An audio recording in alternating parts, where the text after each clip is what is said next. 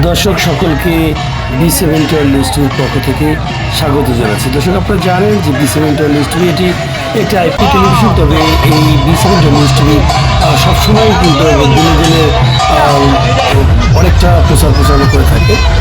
দর্শক আজকে আপনাদের নিয়ে সরাসরি গোপালগঞ্জের কোটালীপাড়ায় কোটালীপাড়ায় ঐতিহ্যবাহী নৌকা বাইচ অনুষ্ঠিত হচ্ছে। আপনাদের সরাসরি সেই কোটালীপাড়া নৌকা বাইচে নিয়ে যাচ্ছি, সাথেই থাকুন।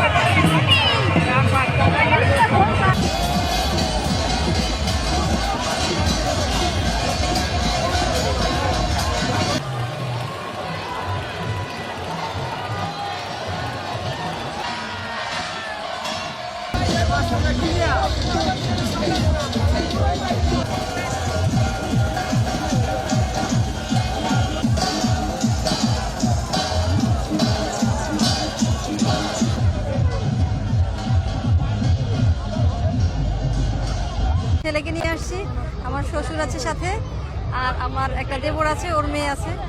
আমরা খুব এনজয় করতেছি, খুব ভালো লাগছে। মাসের শেষে নৌকা বাইচ বিশ্বকর্মা উপলক্ষে এই নৌকা বাইচটা হয়। আসলে এখানে অনেক লোক আসে, সমাগম দেখে আমরা সবাই আনন্দিত পাই। কেউ অনেক ধরনের জিনিস এখানে নিয়ে আসেন, যার অনেক অনেক নৌকা আসে। আমাদের খুব ভালো লাগে, আমরা পরিবারের সবাই আমরা এখানে নৌকা বাইচে দেখতে আসছি, ভালো লাগছে। মা বাবার সাথে নৌকা বাইচ দেখতে এসেছি, এখানে এসে আমার খুব ভালো লাগছে। একটা ঐতিহ্যবাহী মেলার মতন এখানে অনেক মানুষজন আসে, ভালো লাগে দেখতে, এই জন্য আসা। আগে এই পাশে খাল ছিল, মানে ফাঁকা ছিল, এই পাশে অনেক নৌকা আসতো, মানুষজন আরো বেশি হতো, এখন একটু কম হয় আগে থেকে।